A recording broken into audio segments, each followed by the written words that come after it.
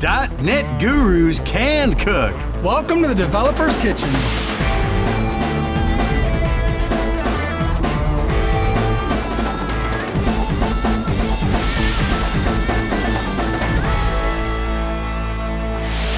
Today, the Developer's Kitchen is serving up pizza on the grill. Oh, look at that pizza pie. And we're mixing a tasty Sherverita.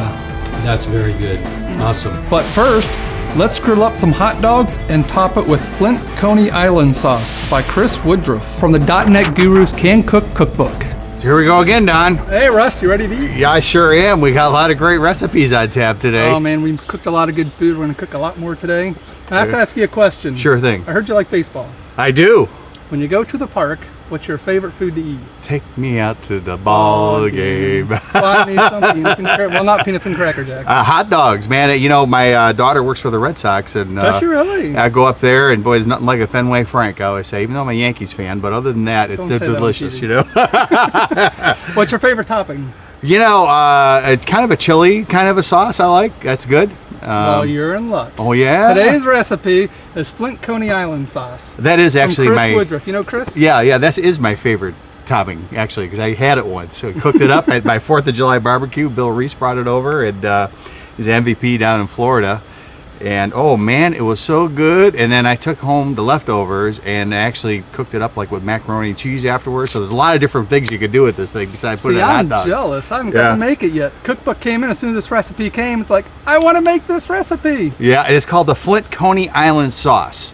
And I guess it's called Flint because that's where he grew up, Flint, Michigan, and that's where it's very popular out there. Chris Woodruff, Woody, he's the co-host of Deep Fried Bites, MS MVP. So he's always doing lots of great stuff for the community. I always see him a lot at a lot of the conferences.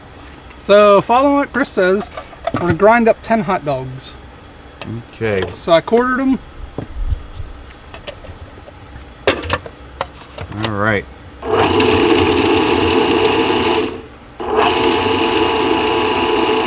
Man, it grinds it up real easy. Looks ground to me. Power tools, baby. Power tools. Gotta like power tools. Yeah. So we're going to start with 3 pounds of ground beef.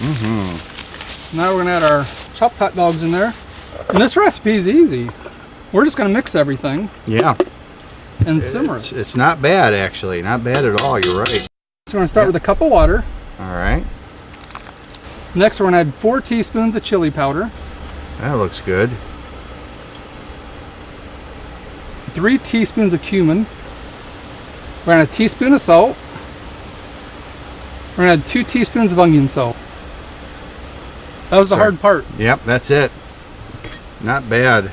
Last thing we have to do, we're going to mix it up. That's great. Then we're just going to let this simmer for 2 hours. And we're making, looks like about 4 pounds. So you can freeze this once it's done, throw it in the fridge for a couple of days, freeze the leftovers. Yeah, right.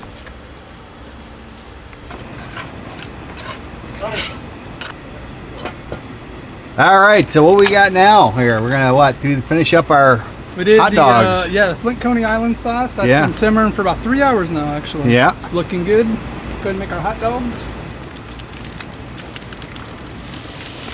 Nathan's hot dogs.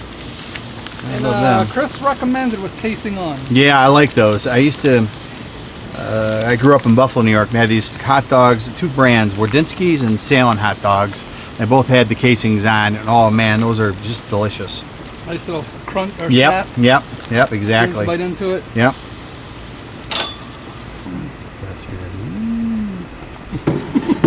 Are they done? I don't know. Or do you think they're done? I was just checking. Do you think these are done, Russ? No, I don't. Perfect then. Okay.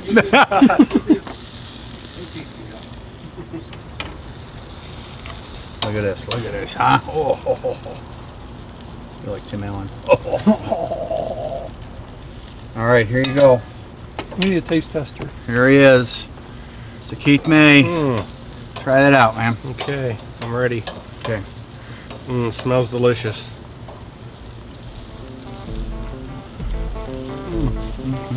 How is it? Oh, I haven't fantastic. tried it yet. Yeah. I gotta wait to try it on a hot You dog. gotta try this. We got the Sherverita next. We do. That sounds delicious, doesn't it? The Developer's Kitchen is brought to you by Active Reports from Grape City Power Tools.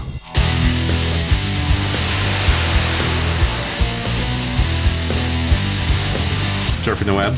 Yeah, you ever tried to surf the web on your phone? It's a little small. Especially when you're looking at a big list like the new feature list for Active Report 6. Oh, yeah.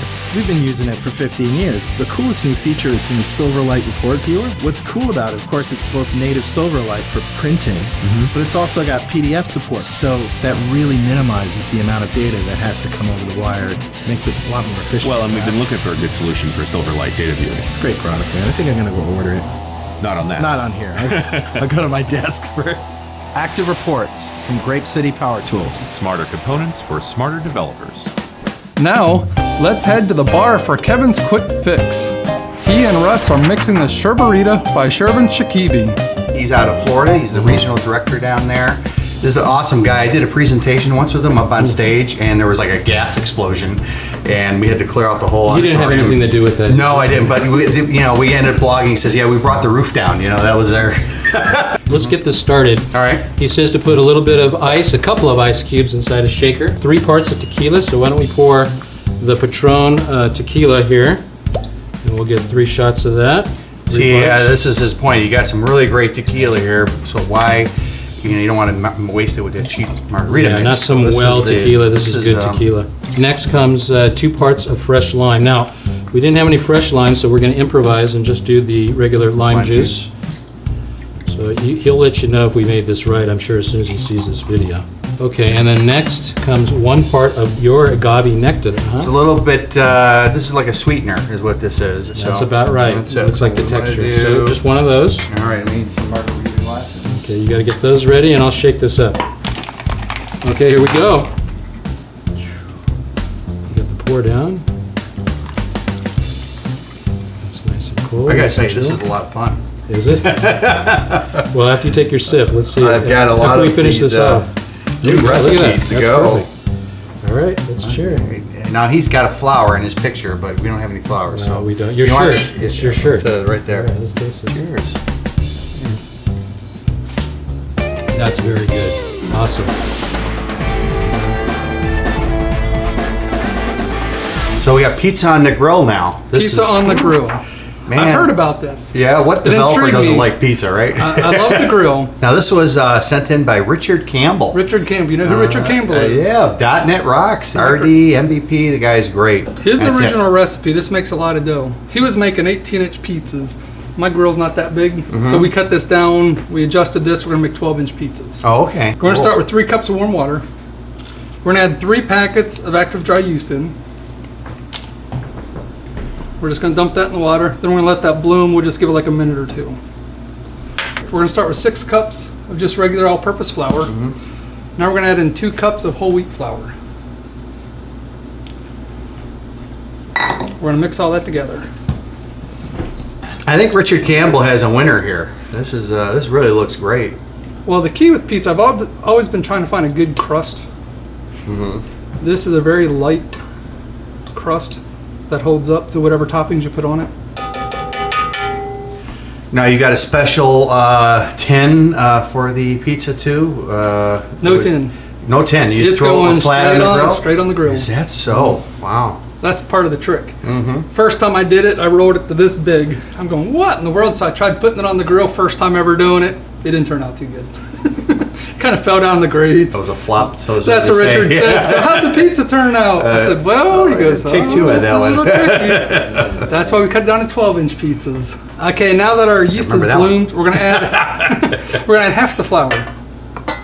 Now, why don't we add all the flour? Why don't we add all the flour? Because I don't want to destroy this kitchen. Oh, okay. We're going to turn this on and it would just go everywhere. Oh, all right. Start mixing this.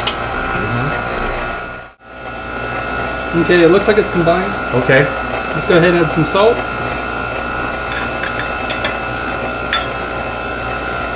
And our 2 tablespoons of olive oil. Now we're going to slowly add some more flour, about a cup at a time. And we're going to wait for the dough to pull away from the bowl.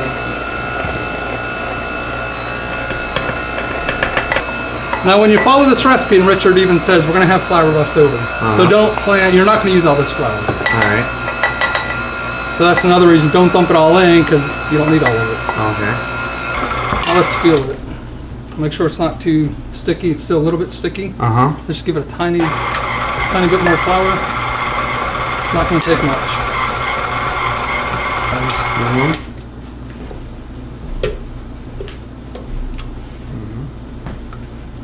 So you know, you got the right tools, right? And that always helps. That it does.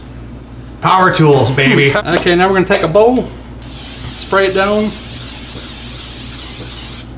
What kind of spray is that? Just a regular Just cooking regular, spray? yeah, just regular cooking spray, nothing special.